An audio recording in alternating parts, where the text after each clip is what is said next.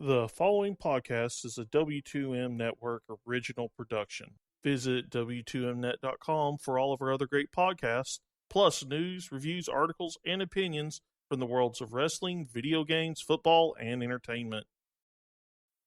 Let's go! What's that? It's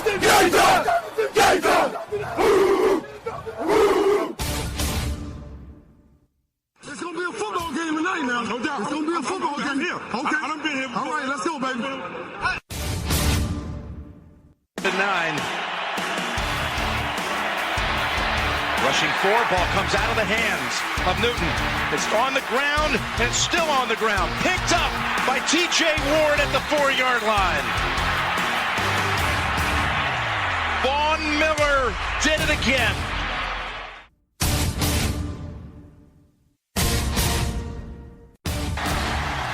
Alabama back on top of the college football world. Ladies and gentlemen, football to the max. Your host, Sean Garmer, Gary Vaughn, and Randy Isbell. Hello and welcome to Football to the Max NFL Week 12 edition, or the ending of Week 12 anyway. I am your host, Sean Garmer, and yes, if you listen to the other podcast, I'm fully aware that I fell asleep and was not on it. But these two guys, being awesome as they are, carried on without me and did their thing. And so now the three of us could be on to talk some NFL football. You're just be honest, Sean. You know that you took a nap because you wanted to make sure you were full of energy to talk about your Cowboys winning 10 in a row. Yeah, I'm never going to say no to that, but you know. Yeah, I'm going to pull the whole member berries thing out and say, remember that time that I fell asleep during the podcast? Yeah. So it happens. I don't blame you. Pepperidge Farm certainly remembers, though. Yeah, Pepperidge Farm remembers. But enough South Park drops. Yeah, I mean, this has been a lot of fun. Getting a chance to have all the games on Thanksgiving we watched and all the weekend games, and of course that Monday night game that was in a way I guess you would say almost an upset because no one expected that. I don't think. So we've had a pretty busy week, man. Well, I mean, they knew that they had their feet to the fire, so to say, that they better win this game or they're going to be in trouble in the division. Going 5-7 was not going to be a good thing with the way the Lions have been playing. And I mean, the Lions are really the only team you got to worry about in that division, honestly, the way that the Vikings have just kept losing games. But, it's... I mean, and they, the Vikings face a similar thing against the Cowboys on Thursday. That's going to be fun because the Vikings are probably going to give, everything they have in that game. Very much like the Packers did in this one, where Green Bay, the defense finally showed up and held the Eagles to 13 points, and the Packers offense continues to do what they've been doing, just without the defense letting them down. And they put up points, including Devontae Adams having 2 touchdowns, heck of a day, and Aaron Rodgers going over 300 yards. So, pretty, maybe a little bit. Do you think the Packers are back, or it's just one of these where, like I just said, they really had to have this game, and they played like it? Well, they really needed this game, but I wouldn't go as far as to say they're all the way back just yet. It was nice to see the defense play better. They stifled Carson Wentz and confused him. They didn't let the running game get going. But I'm still not 100% convinced that this offense is 100% back to the way it was. It still reminded me of how it's been all season, where it's Aaron Rodgers scrambling, trying to find anything, trying to buy some time because they have zero running game. They're too one-dimensional on offense right now that, yes, the defense improves, gives them a better chance, but until they start getting a running game on top of it, I don't see them being able to go on the run that they are going to need to make the playoffs. Yeah, and I'm right there with Randy. With the Packers, I think that they've got Aaron Rodgers who's going to help them out in any game. It's just that he can't do it all by himself. And honestly, the defense kind of stood up with Aaron Rodgers and said, "We're going to do our best to win." You can't really say that about the running game, and it's just sad the way that's worked out. On the Philadelphia Eagles side, this team expected to be better, and I think in this game, I think they were kind of taken aback. I really honestly feel like they felt pretty good about this game because of the way the Packers have been playing, and maybe they underestimated them. I don't know, but their defense didn't play as well as it needed to in this game, and Carson Wentz really was confused at times, and even had a turnover that was kind of significant in this game. So, at the end of the day, I kind of picked Philadelphia because I really felt like that their defense was going to stifle anything that Aaron Rodgers had to come into play, and that didn't happen. Yeah, so I mean, Carson Wentz did have a bunch of scrambles where he was able to run through the line, but as far as let's be honest here. Who the hell does Carson Wentz have to throw the ball to? Jordan Matthews and a bunch of dudes? I mean, not even Jordan Matthews. Matthews left with an injury during this game, so yeah, he just had a bunch of dudes. That's the thing. Like, imagine if Carson Wentz actually had a reliable receiver. It's just kind of sad. And then that's the thing. You cover up the running game, which did Ryan Matthews. I don't think he played in this game, right? So it's just Sproles and Smallwood and Barner. So, I mean, you kind of shut down Sproles a bit with their makeshift offensive line that they still have. You're kind of shutting down their offense. That's why Wentz spent more time running than he did passing, and if he passes, the guys drop the ball half the time too. So I don't blame Carson Wentz for this. Their offense has to get better. Their defense can only do so much.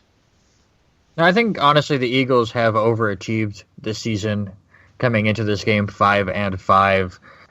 There's going to be a lot of growing pains. There's a lot of young offensive players here that need to gel. But what I saw from Carson Wentz today was just spectacular. As you said, he was running around for his life.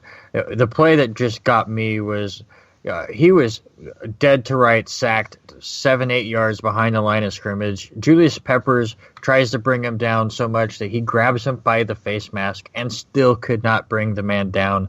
Wentz breaks the tackle and runs for 6-7 yards. Obviously, they get the penalty and they get the first down. But just the fact that a giant of a man like Julius Peppers has his face mask and still couldn't bring him down, to me, it's a younger, smaller version of Roethlisberger, where he doesn't have the stature of Roethlisberger, but just he's going to be a lot more difficult to bring down. He's stronger than he looks. Yeah, certainly.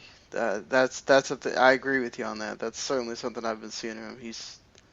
He gets out of trouble, and that helps your team better than a lot of as we've seen with so many quarterbacks. You can get out of trouble, that saves you so many times than guys that can just sit back there and do nothing. So what we're going to do here is I'm going to just throw out the games that were – I'm not going to throw them out, but I'm just going to kind of run through scores of games that were complete blowouts, and there isn't a whole lot to say about. So we don't waste your time, and also understanding that it is 5 in the morning Eastern time over here, and yeah, all of us have to work, but I have to be at work in about 3 hours. So the Steelers whooped the Colts because they have Scott Tolzien and not Andrew Luck. He should be fine for the Jets game, which isn't great for Randy, but concussion protocol. Usually you're back in a week. Just Sunday to Thursday, that was always going to be really hard for Andrew Luck. 28-7 Steelers on Thanksgiving. That was always going to be a no-brainer. Scott Tolzien is he's a backup quarterback. He is what he is. The game ultimately doesn't mean a whole lot for one of the teams, but it's just kind of sad that the Tennessee Titans allowed Matt Barkley to throw 3 touchdowns and 316 yards because they basically were trying to play not to lose at the end. Should have been 4. Yep, should have been 4. Catch a ball. Catch Yeah, a had ball. the guy caught the ball. The Bills, I think if LaShawn McCoy hadn't been gassed, this game would have been a lot more further away than it actually was. Actually, probably one of the better games that Blake Bortles played, which is sad to say. No, awful. He was awful. 50% completion. He was terrible.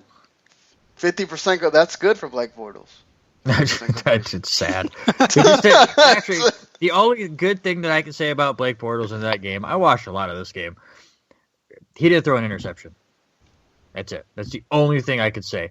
Like, Allen Robinson was a no-show in this game. He kept trying to force it to Allen Hurns for no luck. It was disappointing to watch. Chris Ivory looked like he was finally the Chris Ivory that he was with the Jets, and then he gets hurt, and it just screwed the whole thing up. I thought Blake Bortles looked terrible in that game. Well, and did Tyrod Taylor ever miss Sammy Watkins? That certainly proven in this game. 3 receptions, 80 yards, thus proving once again that this team is much different with Sammy Watkins and a healthy LaShawn McCoy in action for the Bills. So, I mean, let me see what the Bills. Okay, so here's. Wow, they don't have these first 2 games. Ouch.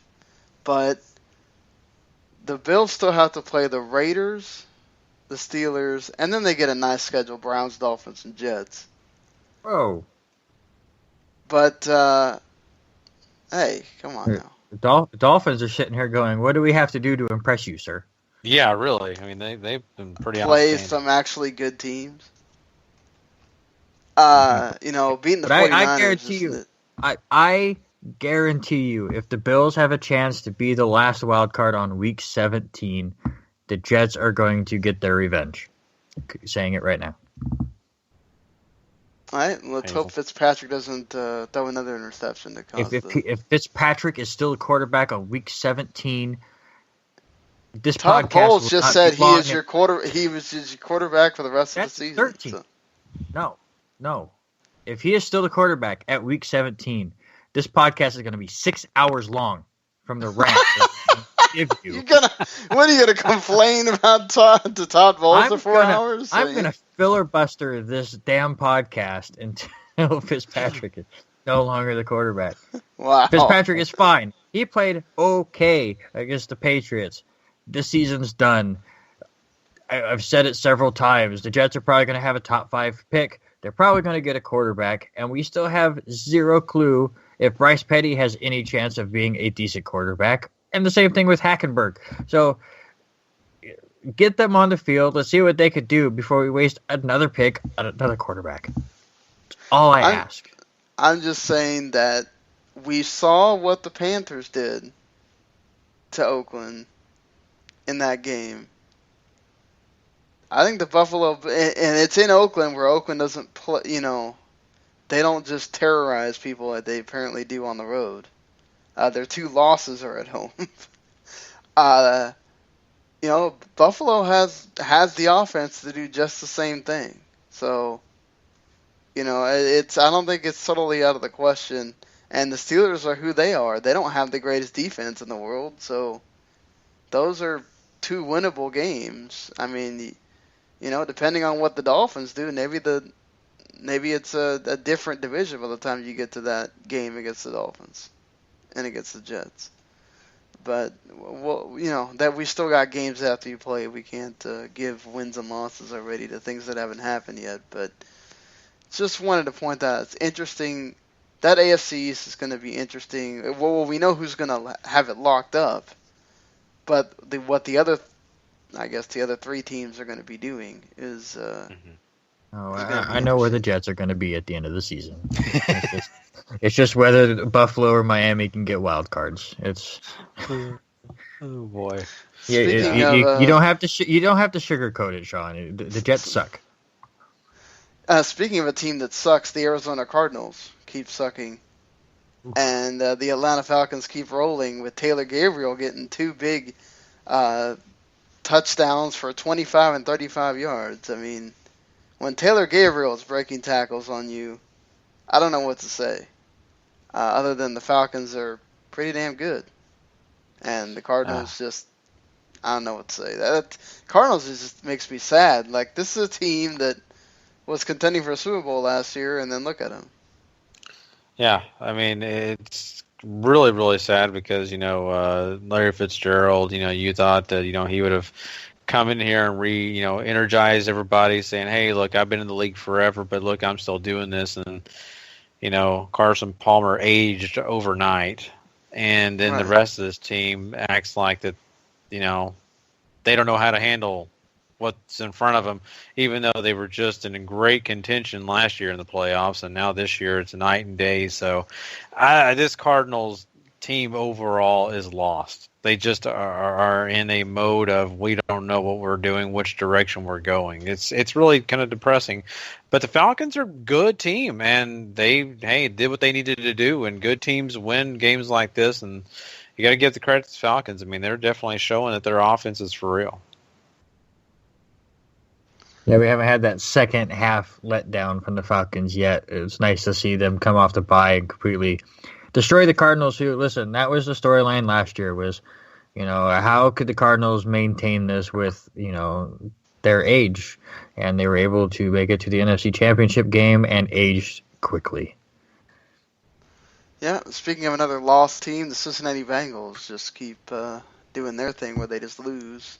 Of course, it helps when you don't have your star player in A.J. Green either. It really stifles their offense. They don't have Giovanni Bernard either, so it's like anything dynamic went out the window when you lose those two. You key in on Go ahead. I was just going to say, and you're going up against a coach who made the greatest play ever in that game. Which, for people that did not watch the game, was that? Which was the punt where he called for everyone to hold. I forget how long there was left, but I don't know if you've seen this play. It's my favorite.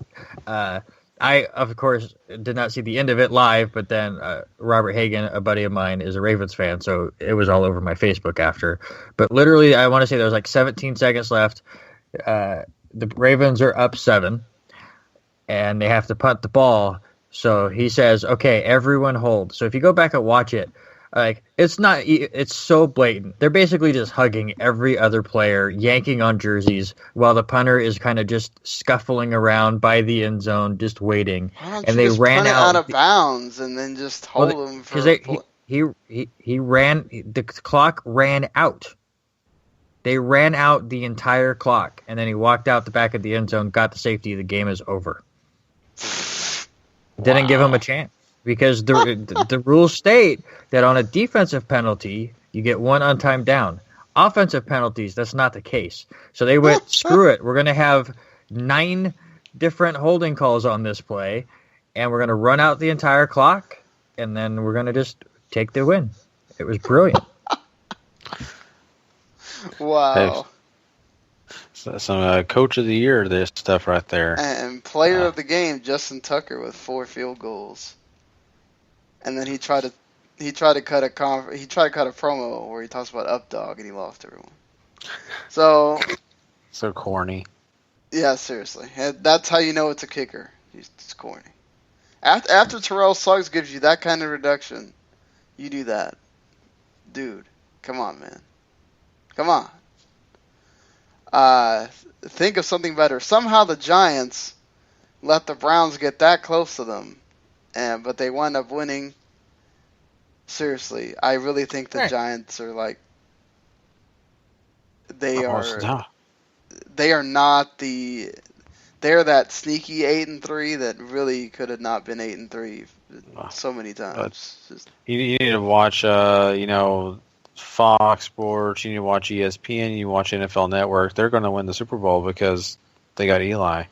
I'm right there with you. It amazes me that people think that this team is just so great. Their defense has jumped up to another level. Their defense is playing teams that they should be destroying every week. They paid $200 million for their defense to allow the Cleveland Browns to score points. And I'm thinking, man, that defense, technically their defense is the one making plays. If they're making plays, but they're not making the plays for the $200 million, they should be just blowing Hey, the Landon heck out Collins of the... has like an interception in what, like 3 or 4 games, and JPP had the big play in this game. I mean, That sounds beautiful. That sounds amazing. Here's the thing. Cleveland Browns still scored points. You should, with those players, JPP should have 6 sacks. Landon Collins should have 4 interceptions. I'm just saying they're not playing up to par for what they're getting paid. Yeah, sure, they're making plays. Well, that's the way the Giants always play, though. They play up to the Yeah. level of their competition. Well, tell me 2 years ago, yes, but this year they have paid a lot of money for that defense. To me, you got to hop up another level when you're paying that much money for those players. And I'm not saying they're terrible. I'm just saying that people are given lots of credit for not doing as much as honestly they're getting paid to do. See, I think they're fine, and yes, the score makes it look close, but this is what Cleveland did with Pittsburgh a week ago. You guys have to understand that Cleveland is now 0-12. Like, you saw their coach in their press conference in tears because everyone on that team is trying everything they can to get a win. They just don't have the talent right now, but I give Cleveland all the credit in the world. They're not giving up. They are playing as hard as they can on every play to finally get that win, and they pushed the Giants as hard as they could, and then the Giants, with the better talent, were able to pull away. I don't look at this as, oh, well, they only beat Cleveland by 14. They're not that good. It's like, they beat Cleveland. They got the win they needed. They're still 8-3. To me, I still think they're the third best team in that division just because I'm very high on Washington. But I still think the Giants are going to make the playoffs, and they're going to be a dangerous out. To me, I just can't look at it. It's not like a college situation where it's like, oh, you only beat them by 10 or whatever. You should have beat them by a lot. Like, this is an NFL team trying to get their first win. They're pulling out all the stops, and I give them full credit. So, to me, I'm not freaking out because the Giants didn't win by 40. Here's my thing, and I'm being very ignorant about it, but here's my thing. I'm being ignorant about it because I'm passionate about the fact that the New York Giants need to be better so they can go and beat the Washington Redskins. They've got to be better. But hold on. We're also remembering that this doesn't really matter. You can coast. The Giants are the poster boys for coasting in the playoffs, and then you turn it on in the playoffs, and then that's all that matters. Well, I agree, but they can't. They're doing pretty well. They're 8-3, so they do have to be careful though, because they have a rough schedule the rest of the way. You have the Steelers, Cowboys, Lions, and then you got your 2 divisional games, which are never gimmies. Which Washington is your last one too, and you've got all these other teams creeping up here. You got the Buccaneers that are 6-5. The Vikings are still around. I don't know what they're going to be by the time we get to a couple weeks from now, but the Packers are still there at 5-6. The Saints are 5-6. You got your Redskins in that same division as you, only, I think like a game or something behind. So it's not just, you don't just go around thinking that, oh, we're just going to wake up and beat the Steelers or wake up and beat the Cowboys or wake up and beat the Lions. These are teams that can definitely beat you. And, what you've been doing against some of these lesser teams, you obviously cannot do against these teams that are also fighting for playoff contention themselves. The Steelers are doing the same thing, trying to catch the Ravens. The Lions are trying to hold off the rest of their division, the Vikings and Packers. Cowboys got to keep winning because they want to make sure they get that home field advantage and don't want to get put back into the pack with the NFC East as well. So, Gary has a point in that, you play this way against these other teams that they can come back and bite you. So, it is something to sort of look at when we're going further into these games now, that every single one of these games you're playing a contender, and they're going to give you you'd imagine they're going to give you your best shot. So speaking of a team that has not made themselves a contender in the AFC, the Miami Dolphins go in and hold off the Kaepernick rushing 49ers, although he decided he wanted to wear a Fidel Castro shirt in Miami like an idiot and got booed. Seriously, man. Do you just not care about yourself? I don't know what to say, Colin Kaepernick. Now you're just an attention whore. But, whatever, man. You went on and actually performed on the field, so I can't really give you that much crap. But, 3 touchdowns passing, 113 yards rushing. He basically was the entire show for the 49ers. They still came up short. Give it to, I think, Gary, I know you hate saying this, but I think you finally have to give Ryan Tannehill some credit. This wasn't a Jay Ajayi game. This was a Ryan Tannehill game, and it's been Ryan Tannehill for a couple of these games now. Yeah, Tannehill really has stepped it up. I mean, he's done a good job for what it's worth, and he should, I know, say what you will. I mean, it is a professional football team you're playing here, but the 49ers defense is not good. And so he should be playing well against them, but you still got to give him credit for what he is doing. He's not making stupid mistakes. He's not being Ryan Tannehill right now. He's actually playing at a better level. So let's see if it continues. They need it to continue because if they want to get to where they want to be, and that's the playoffs, they've got to continue to have success from him. And I think it's a lot of credit to the fact that they've had a running game that scared people. And so now that people are trying to take that running game away, it's up to him, and he's stepping up. So you got to appreciate that. Yeah, I don't jump off the page with Tannehill's performance. The 49ers defense, like Gary said, is awful. I'm more focused on the other team with the 49ers, and again, a team that obviously is completely out of it, 1-10 now, but showing signs of life. If they could get some receivers around Kaepernick and use Carlos Hyde and shore up that defense a bit, that Chip Kelly offense is going to work wonders with a healthy Colin Kaepernick, and we're starting to see that. Do you think that they just keep Colin Kaepernick and don't try to go draft a quarterback? If he keeps playing like this, why would you? Because he's Chip Kelly, and he likes quarterbacks. But, yeah, and Kaepernick is playing perfectly fine right now. Now that Chip Kelly said it himself, Kaepernick was not in shape in the offseason with all the injuries that he was recovering from. It took him extra time to get ready. That's why he wasn't the starter at the beginning. They wanted him to gain the weight back and get the muscle mass back. He is starting to show the old Kaepernick that we were remembering, and we were trashing this, how he had fallen off the map. He is coming back on the map, and these two could gel and be a great combination. They just now have to get some talent around him and figure out that defense, because the offense played just fine. And the fact that Miami is one of the hottest teams in the NFL and the 49ers, who are 1-10, were 2 yards away from tying that game, shows you that they are making strides themselves.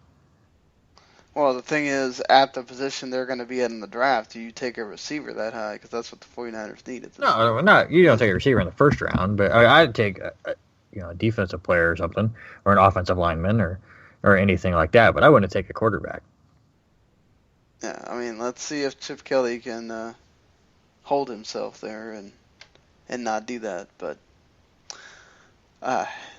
that being said, another game that was a total blowout. The Saints at home, as they usually do, put up points. They put up 49 points. And Sean Payton told Greg Williams to get the hell out of here. And I don't know that the Rams are going to get anywhere near 7-9. No, but I will say Jared Goff looks fine. Yes, the Saints secondary look fine against the Saints. Yeah, I was going to say that, but I don't know if Case Keenum would have, but it's nice to see him out there. This is what the Rams are now. This is what the Jets should be. They are looking towards next season. They're not going to get anywhere near 7-9. Now it's the growing pains, but this is what they need to do. If they've looked in the mirror and went, we had a chance to get to 7-9, 8-8. That's not good enough in the NFC. Let's finally look to our future, and it's nice to see. But oh my God, the Saints offense just could do no wrong. Yep, they talk about an aging guy in Carson Palmer and an ageless one in Drew Brees. He just keeps firing away.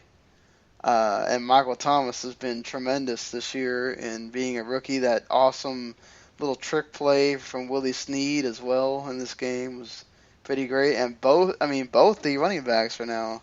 It's the Rams racking up almost 150 yards on the ground for Mark Ingram, and then having Tim Hightower still be a force as well. That's something when you're talking about a Rams defense that has been pretty great this year, despite the offensive woes. So that's saying something there if you're the Saints. I would say that I'm still on this boat that Jeff Fisher is such a mediocre coach. You want to go somewhere, it ain't going to be with Jeff Fisher. You can give him all the contract extensions you want. I just don't see the Rams doing more than what they've been doing for the last whatever years with Jeff Fisher there. But hey, that's Stan Kroenke. He wants to do that. More power to the guy. I'm a Jeff Fisher fan, and this has kind of been a rough, situation for him, and I don't know. I enjoy his style of coaching, but at the same time, it's not really showing results, and it's hard for me to argue against you on that because really, he has had plenty of time to really start to build something, and he's slowly getting there, but it's just not quick enough. Nice. Slowly is the key word there, Gary. Slowly. Mm-hmm. Yeah, it'll be 10 years before. Since that year with the times they won the Super Bowl, what the hell has Jeff Fisher done? Pretty much nothing. But that's okay. He keeps getting hired in places. But moving along there, the Tampa Bay Bucks, probably the upset of the entire week. At home against Seattle, who, it is fair to say they don't play the same way when they're not at home.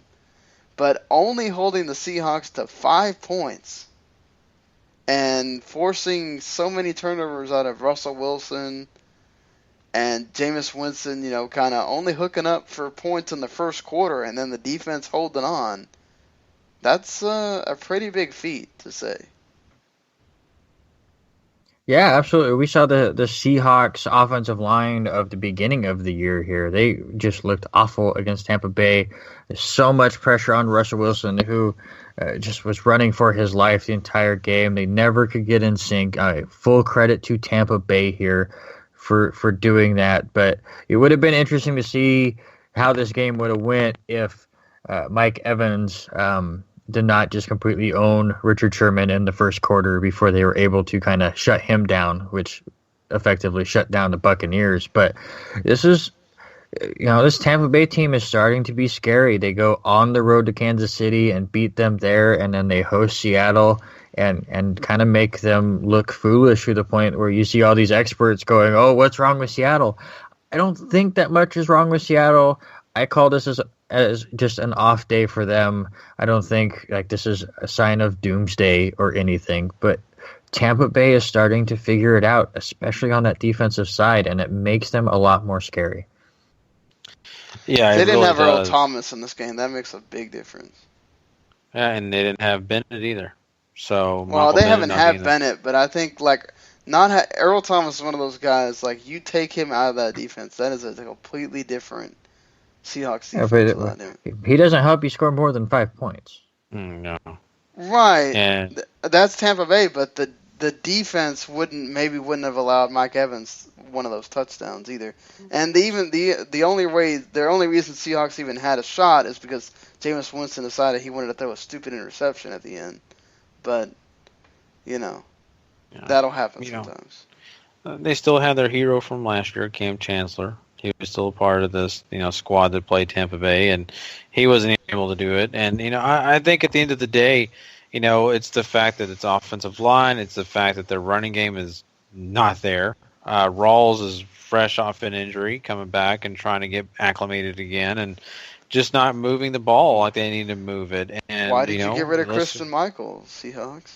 Because they always do that. They get rid of him and they'll sign him back later when he's available. So I don't know why they do that. Cedro Procise getting hurt really hurt them because he was doing some great things for them when everybody was talking about how awesome they were. that was when he was a part of this squad. Now with him being injured, we'll see. We'll see what the Seahawks do from here. But I agree with Randy. This is not oh my God, Seahawks are falling off the earth. No, they're still here. And trust me, after this loss, they're going to be even more profound and even more dangerous. And their schedule coming up is almost a cakewalk. So I'm not expecting them to lose more than a couple games, if even that. I don't. Yeah, I mean, the last 3 are fairly. I mean, the Rams always play them tough, so I wouldn't say that that's a total gimme game. But I mean, the Panthers already proved that it doesn't matter what their record is, they're going to play you tough. And the Packers are going to be trying to get themselves back into contention there, so that's not going to be an easy game either. I mean, what if the Seahawks lose both those games? That's not out of the total question there. You're right. It could happen. I don't think that it's out of the realm of possibility. I don't really see it, but I agree with you. It's still the last 3 division games, I mean, you definitely should be winning those. But as seen by the way the Cardinals played them when they played each other, that's never something that you just go, oh well, those are 3 wins right there. I mean, so. Well, I'll just say this: if that happens, you're going to see a lot of analysts start to cancel their shows or to start wearing Giants jerseys, praying to God that they do their job. Well, then we'll see what happens on that end. But it's just interesting to see that this league of parity, it's not totally out of the realm that some of these crazy things happen. I mean, I don't think anybody was calling for Tampa Bay to beat Seattle for this week happened. And we talked about the Raiders and Panthers already, but man, the Raiders have just been so good. And then you bring Khalil Mack in here causing some wreckage into the Panthers' reasons why they lost this game. If the defense starts at least making big plays when it matters, I mean, that puts the Raiders into another different kind of category. Yeah, absolutely. But to me, the story here is Derek Carr, and I've had him in the MVP discussion, but I think this game put him in first for me. Just the fact that he dislocates his finger, just that ugly fashion that he did, and he leaves the game, and you watch everything implode. Like, they were beating up Carolina. He leaves the game, and they went on a surge. Nothing could go right offensively. Carolina comes all the way back, takes the lead. Derek Carr comes back and brings them back to win that game. So it just shows how important he is and how great he has been. Yes, the defense is making some big plays. They get the big strip sack at the end. But to me, it's all about Derek Carr. Yeah, very impressive. I know I've been a big supporter of Derek Carr for a while now, and once again, he just proves me right every time. And I think Oakland, with this offense, they can go far. I think they're the biggest. We talk about Seattle being the biggest competitor against Dallas. I think this Oakland team is the best competitor against that New England team. Because their offense is so explosive, and if their defense could just get it right, could just get some things nailed down, they'd be one tough team to beat. Yeah, definitely. I don't know that I can put him in the number 1 MVP conversation if he doesn't throw interceptions as much as he has a few times. But, when you're talking about 1A and 1B, that's what you're going to be looking at, is those kind of things here. But either way, the Raiders continue to win. That's what matters at the end of the day. They now have a big lead in that division. The only problem for the Raiders is they were really probably hoping that the Broncos the Broncos won on Sunday night, but unfortunately for them, the team that has beat them in that division, the Chiefs, wind up in this ridiculous game that so many times really the Broncos had this in hand. And the Chiefs just kept coming back. The crazy touchdown at the end, that if Tyreek Hill doesn't bobble it, it's not a touchdown. to the overtime clang off the upright and it's in, bank shot by Cairo Santos to win the thing. That's what you want on Sunday night. What great way to just end the entire evening with this kind of game here. Yeah. We get one more of these between these two in the regular season, which makes it even better. Yeah, that's going to be an exciting game just because of what happened here, especially. And, this game had everything that you want in it. And, of course, going overtime and just the thought process of, man, this could actually be another tie in the NFL. And that's what we were waiting for. And for this whole game to end in dramatic fashion, it was kind of cool. And, something that needed to be done for the NFL ratings at least. So, good stuff. Yeah, absolutely. I mean, you saw in this game both defenses just kind of dominating the early part of this game. The Chiefs getting the safety and then the free kick return. They put them up 9-0 and go 9-3 at half, and all of a sudden Simeon starts figuring things out, and then it turned into a shootout in the second half. We saw just about everything, like you said. That clank off the upright was hilarious as it goes. That thing went straight right. It just barely crosses on the backside of the left crossbar. Just ridiculous, especially because both teams thought that they had won the game. The Broncos thought it had hit the post and missed, and the Chiefs thought it went in, and so both teams celebrated for a second. It was a wonderful Sunday night game.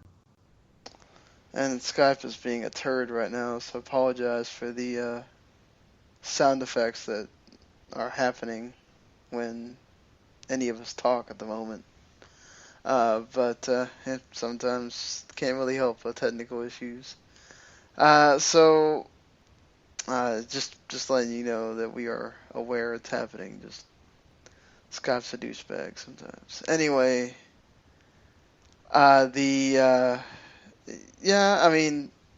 this division is going to be fun to watch for the rest of the season. As far as, can the Raiders keep up the pace? What are the Broncos going to do? Are they out of it? I mean, Gary and I kind of talked to, our friend Paul that does the wrestling podcast. He's a Broncos fan. Randy, when you're thinking about this, 62-yard field goal is no joke. Considering what happens if you go for it and miss, or you hit the field goal and miss, obviously having that field position is what helped the Chiefs be able to get the win. Are you okay with what Kubiak decided to do in that spot? Yeah, I'm totally fine with it. You're in Denver, the ball travels, your kicker can kick it a long ways. His long was, 56, and he was saying he was comfortable from 60. This is 2 yards away. There's a minute left in overtime. You play to win. You don't play for the tie. It's just going to mess things up later down the road, especially in the fact that... Then why not pass it then? I had thought about that too. Go for it on fourth there and then get closer. I'm fine with that as well, but I wouldn't have punted. Just go for the win. I liked it. And honestly, if you go back and watch that kick, it looked like if he would have been able to straighten that out, he would have had the distance. He just hooked it, trying to get as much on it as he could. So, honestly, you can Monday morning quarterback that and go, well, he missed it, so that was just a terrible call. But the one thing I wouldn't have done if I was in that position is punt it and play for the tie. Like, if you win, if he makes it, that's great. Or if you had went for it on fourth and got it, that's great. Or if you don't, then you just had to hope that your defense would stop them from going into 20, 25 yards that they had needed to get. And unfortunately, none of that worked. Well, as the Seahawks and Redskins can tell you, they might benefit from an actual tie when it comes to the standings. So what if this one loss is what keeps them out of the playoffs, and a tie could have helped to reverse things. I mean, I'm just saying, I know that you don't want a tie, but losing is never great when a tie can make a difference at times. No. Just, I wish I had it in front of me. Go back to what Herm Edwards always says. You play to win the game. You don't play to give the other team a chance to win the game. I'm just saying. But you just never know what's going to happen in any play, and so you give your team the best opportunity to win. That's your goal in every play that you play. But so you have a better percentage of making that on fourth down passing it than you do kicking that 62-yard field goal. Maybe so, but like I said, how many kickers have made 62-yard field goals? Not a ton of kickers, but I'm just saying you got to look at the fact that you're playing in a higher altitude, and it's more accessible than it is playing in a lower altitude. And like Randy said, the guy had the distance. It wasn't the problem. It was just the angle. Yeah, but because you're trying to hit it so hard, you have a bigger chance of it hooking than you do if, say, you're kicking a 40-yard field goal. I'm just saying I don't err on the chance of punting. If you really don't feel like you get the field goal, I go for fourth down. I'm fine with going for on fourth down, but I mean, I don't know. I feel like you give your team a chance to at least go up there, make a play. If it's incomplete, it's the same crap as whether you missed the field goal or not. Mm-hmm. So, yep. Once again, you're looking at Denver. It's Trevor Siemian, who played well in the second half. You're asking him to do a 4th and 10 after back-to-back incompletions, or you're asking your defense, which won you a Super Bowl last year and is the reason, that you are where you are right now, to stop them from going 20 yards. But they hadn't stopped them in that entire second half when they made the comeback. Again, when it comes down to crunch time, and you're the Denver Broncos, and I go, who are you going to rely on, Trevor Siemian or your defense? Well, you should be able to. You shouldn't be picking Trevor Siemian to be your quarterback if you're not going to rely on him in that kind of situation. I'm just saying. As far as against that defense, I would rather have relied on the defense. Well, that's good that we can have. See, this is what's great about it. We can have this discussion. So hey, the Broncos are down. They're not out of it yet though, because again, the Raiders play some tough teams coming up. The Chiefs play each one of them play some tough teams here. It could go any way when we get down to it, but the Broncos are sort of on the outside looking in right now, 2 games back from the Raiders. That's going to be a tough one to get through for them.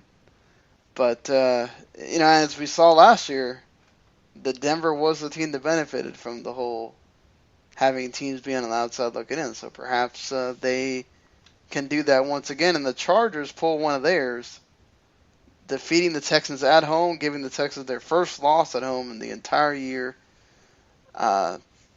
Rivers throws for 3 touchdowns. The guy that throws interceptions, of course, is the great Mighty Pooh.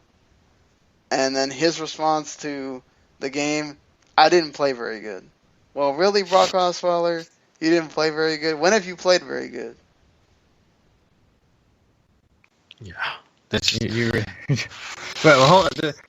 great thing is, because I have such a great rapport with the quarterback for the Texans, and we're such good buddies and whatever, he called me. Did you know that? He called me and he left this message. So hold on, I got to play the message. I am the great Mighty Pooh, and I'm going to throw my shit at you. So he knows where he stands, and he's ready to go, and he's ready to go and throw his shit all over the place. And that's what he did against San Diego. Yep. Even in that final play to try to make the touchdown, nope. Yeah, which I was still shocked, to be honest with you guys, that even was able to take place. I was really thought that San Diego was just going to pull away just because of the fact that the great Mighty Pooh was going to probably screw up more. So. Well, the Patriots were not playing their best game, but they beat the Jets in a game that was really close. The Jets played damn well, keeping pace with the Patriots.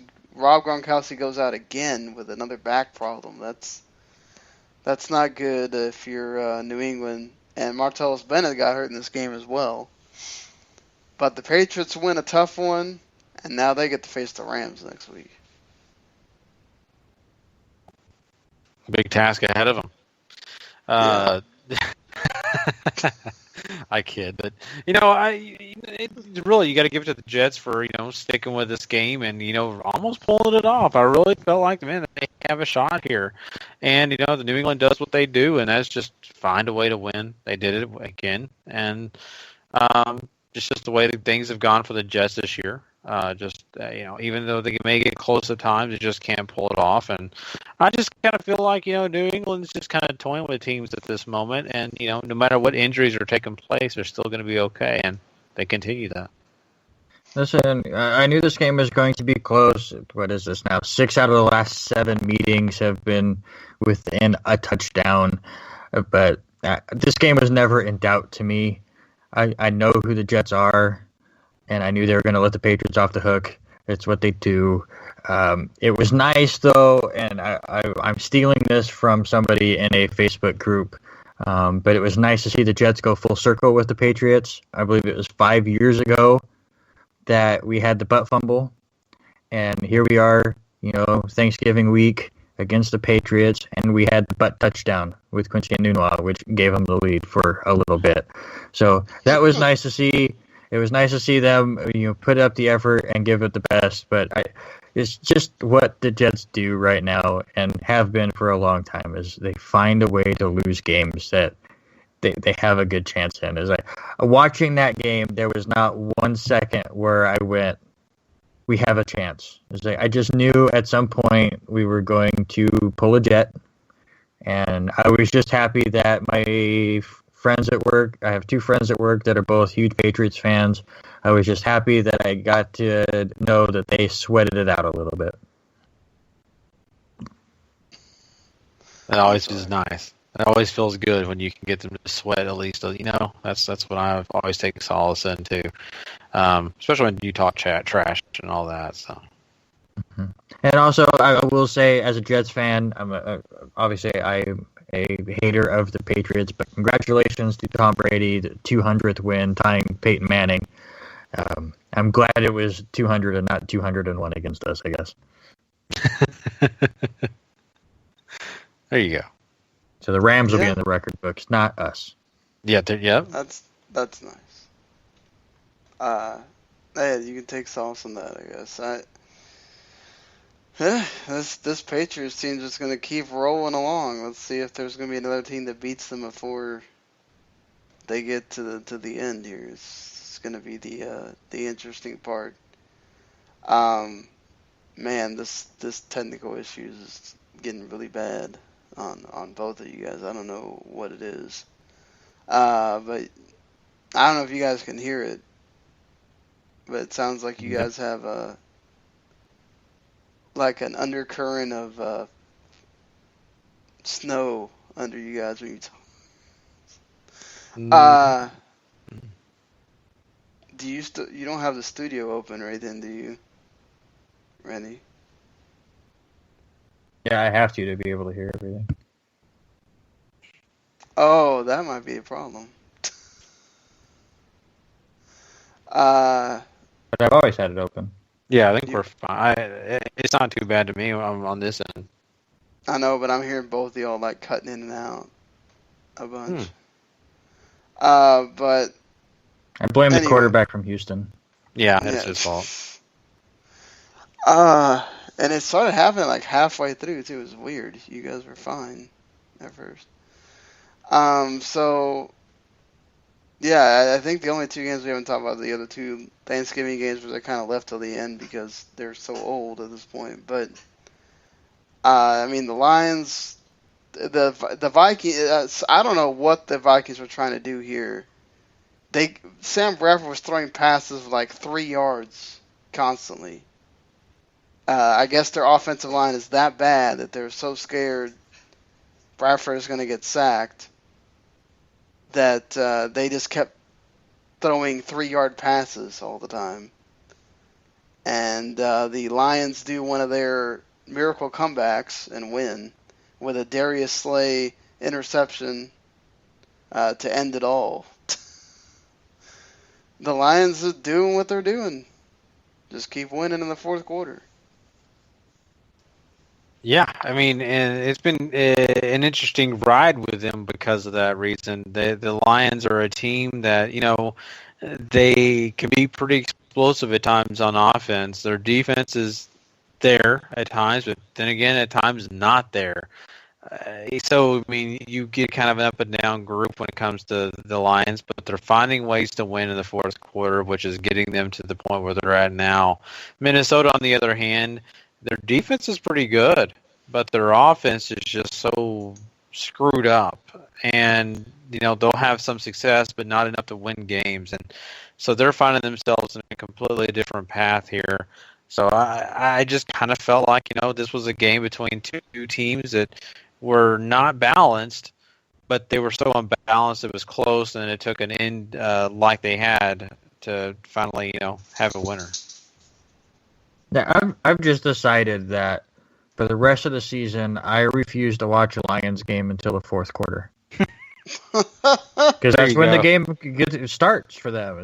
Actually, the first quarter was very entertaining. Both teams went right down the field and scored on each other. And I thought, okay, here we go. Thanksgiving's going to be great. These guys are going to go back and forth. And then the defenses took over.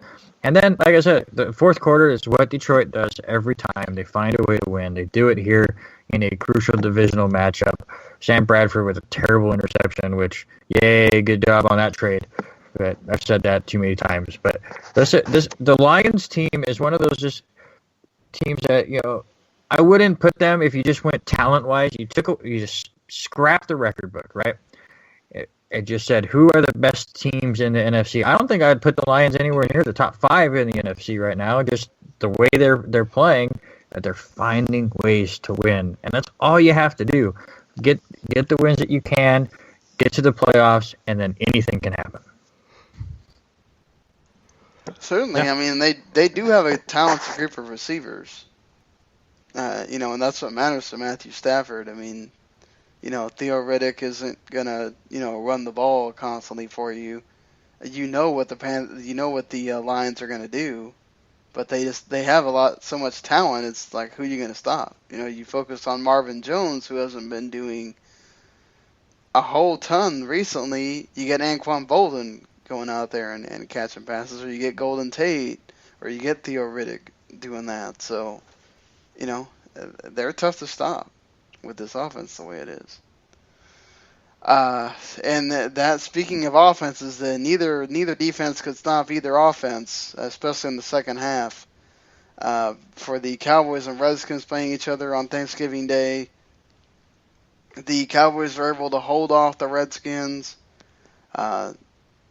It's another game where just, again, Kirk Cousins goes off. It's almost 450 yards passing, 3 touchdowns. The Cowboys were able to hold Mr. Big Fat Rob, or whatever his name is, to hardly anything, which is a key in the game. The Redskins couldn't stop Ezekiel Elliott, very much a far cry from where they saw him on week 2. And Dak Prescott plays he didn't have the gaudy numbers, but he played a good game and was able to find more of his receivers. And Dez owned Josh Norman. So, I don't care what Josh Norman says. Actually go back and watch that game. Every time Dez is on Josh Norman, he's beating him. So Josh Norman can go live in the world that he thinks he lives in, where he owned Dez on those plays. You're wrong, sir. You're wrong. He lives in the same world as Richard Sherman, and they live in their fantasy world, and that's fine. But I just want to take a second. Obviously you guys are Cowboys fans, but I just want you guys to stop and just think about how great the NFC East is going to be for like the next 10 years as far as the quarterback play. I mean, yes, Eli Manning is getting up there in age, but you're looking at a very young Dak Prescott who is just leaps and bounds better than he should be as a rookie. Kirk Cousins has been absolutely phenomenal once he got his head out of his butt in the first few weeks. And, Carson Wentz has continued to improve. And those three are going to be the faces of the NFC East for years to come. This division is going to be so fun to watch. This game was great. The second half, the back and forth the Redskins going for the onside kick because they basically went, well, we can't stop you, so why the hell not? We got to do this. And just, it was a wonderful middle of the day Thanksgiving game that the Cowboys once again were able to come out on top. But I mean, Kirk Cousins was just flinging it all over the place. Yeah, I mean, this was a really, really fun game to watch. It was a blast. And, I mean, I am a Cowboy supporter, and I of course, I do watch every game they have, but I gave a lot of credit to the Redskins. This is the game that I kind of had circled for the Cowboys to possibly lose because of what the Redskins have brought to the game. For what the weaknesses Dallas has, of course, they're banged up in their secondary. They're without two of their big guys in the secondary, safety, and the top corner. So I just thought to myself, Jamison Crowder is just going to have the day of his life. Kirk Cousins is going to be made to look like the best quarterback in the league, and he did have a lot of great success, and you got to give him credit. I mean, the numbers prove it. So it really just came down to the fact that Dallas did not allow the Redskins to run the ball effectively. Kelly had a few good spurts here and there, but they could not get anything going from there. And then Dallas was able to run where people said they wouldn't be able to, and so things fell into place the way they did, and Dallas was able to get the victory. But, at the end of the day, you're still going to give credit to the Redskins for all the things that they did right. And, of course, you're going to give credit to the Cowboys for, once again, depending on two guys that are rookies that don't look like rookies. So it's, positive for the Cowboys and a little bit of a setback for the Redskins, but they're still in this thing. Yeah, they're still in this thing, and they're a team that I don't want to play again. And if you're the Giants and you need to win that game at the end of the season, I don't pity you at all. If the Redskins keep playing the way they are, this is a dangerous, dangerous team. And watch out the rest of the NFC, because you run into them, you might not be playing the next game that next Sunday or Saturday. This is a team to take seriously. The defense is actually pretty good. I mean, Josh Norman gets his head out of his ass, and the rest of that defense plays accordingly. Then you got the offense that does what it does. I mean, it's that's gonna be it's gonna be danger for anyone, and the Cowboys just got to keep doing what they do. It's going to be this Thursday night game is going to be interesting. It's another team that you'd expect should be able to stop Ezekiel Elliott. What is that going to do? And how are the Vikings going to play with Sam Bradford actually knowing them from playing those years in Philadelphia and everything? So, going to be an interesting game on Thursday night when we get to that. Of course, we have to go ahead and do it, make predictions for that game, because we don't do another show until after that game is over on Thursday. But what are you guys thinking? This is going to be a tough one. It's in Minnesota, where they played much better this year. Minnesota also is basically, their butts are on the line in this game. If they want to do anything as far as the division goes, I think they really need to have this game, because you've got divisional games coming up where I think they've lost every single. Well, they beat the Packers. Never mind. I don't know what I'm talking about right now. But yeah, I think the Cowboys wind up winning this game because the Vikings don't have the firepower to compete. But I expect this is going to be. I don't know. This is going to be a close game.